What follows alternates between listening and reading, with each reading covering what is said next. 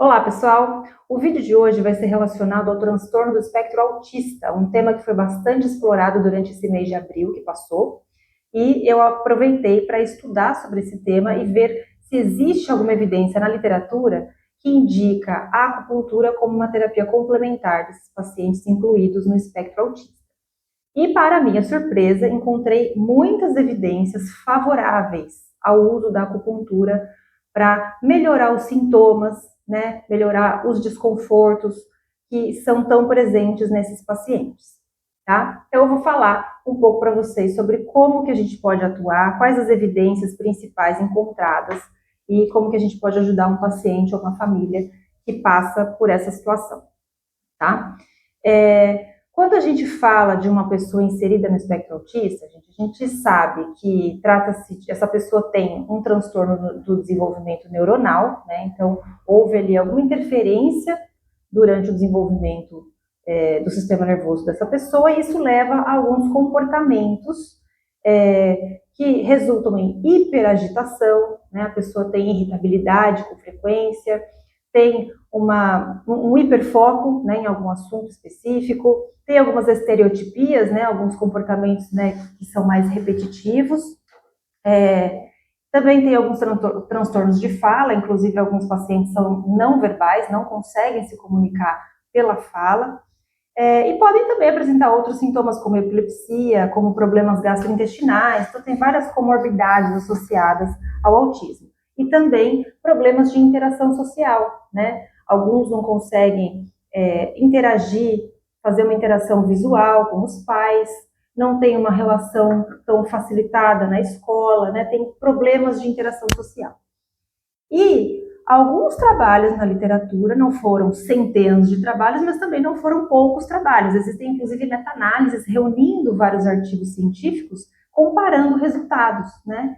E todos os resultados, praticamente, mostraram vantagens ao se utilizar a acupuntura, principalmente relacionando melhoras, apontando melhoras na linguagem desses pacientes, melhoras na interação social, e melhora na atividade motora, demonstrando uma certa autonomia aumentada para esses pacientes, tá?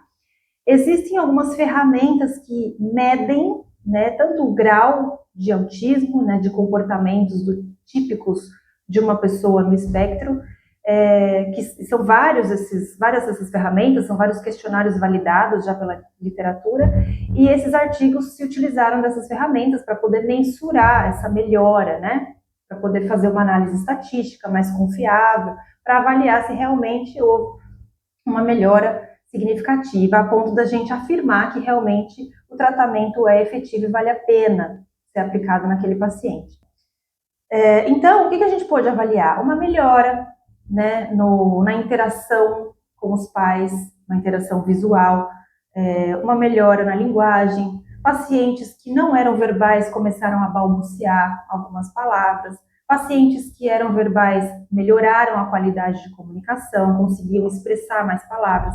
E essas medidas, né, esses apontamentos de resultados, eles eram tanto observados pelos pais, pelos cuidadores, né, que relatavam essas melhoras. Existia uma forma sistematizada de se anotar essa evolução do paciente, como também com questionários específicos que são validados já por pesquisadores da área, né? Então tem muitos questionários que avaliam a performance motora do paciente, a coordenação, a autonomia, a comunicação, a linguagem, a interação social. Então todos esses indicativos, claro, de acordo com cada artigo, foram utilizados para mensurar a evolução, tá? E as respostas foram muito favoráveis.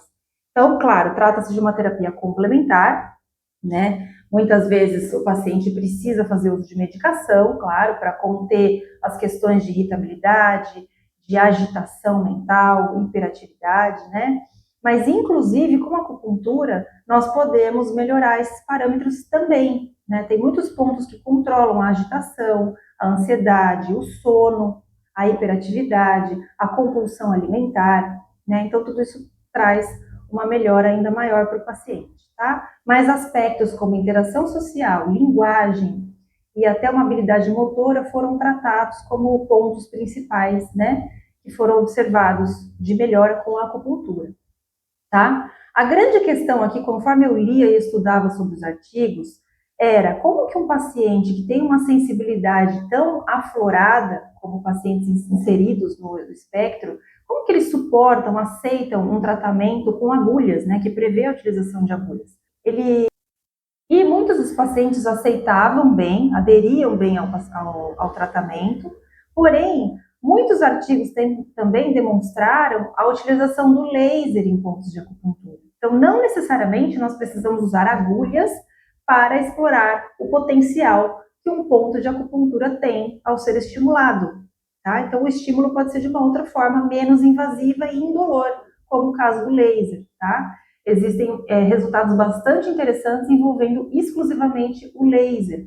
Um resultado que eu achei muito importante foi o estímulo do ponto C7, né, que é aqui na prega do punho, para quem é acupunturista, ele induz a diminuição, né, ao aumento de expressão de enzimas antioxidantes no sistema nervoso central, diminui o estresse oxidativo, né, como consequência, diminui a inflamação, e isso leva a respostas comportamentais interessantes, né?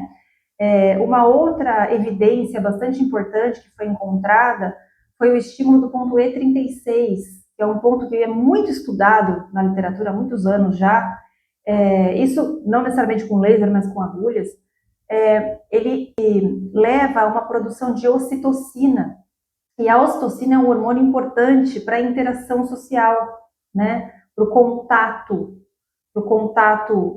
olho a olho, um contato corporal, né? Principalmente entre mãe e filho, um hormônio que interfere muito na interação social. E existem estudos apontando já que o uso do E36 leva à produção aumentada de ocitocina no sistema nervoso central e também leva a uma melhor resposta de interação social, tá? Outros pontos que foram utilizados grandemente foram pontos na região do crânio, né? Ponto VG20, ponto VG24, VC17, pontos da craniopuntura, a área de linguagem foi bastante explorada, né, pela craniopuntura.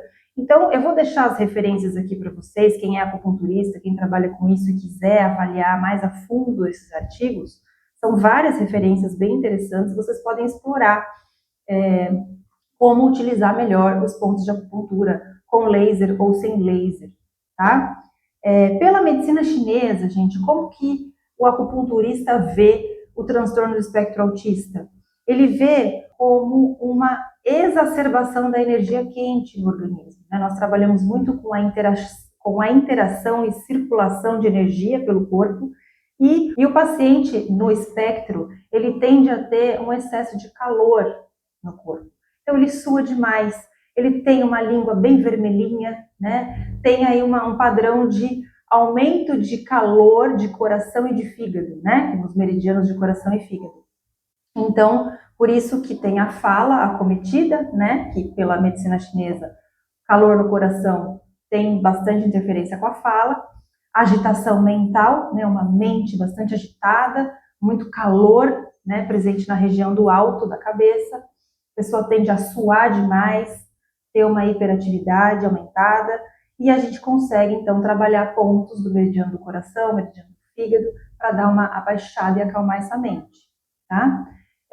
Pontos de auriculoterapia não encontrei na literatura, mas eu, na minha prática clínica, tive a oportunidade de tratar já uma paciente no espectro, e tive resultados bons, estimulando simplesmente pontos de auriculoterapia somente com sementes. Ela teve uma aceitação boa em relação à sensibilidade, né? Conheço outros colegas que já atenderam pacientes, também têm respostas boas em relação à agitação mental, né?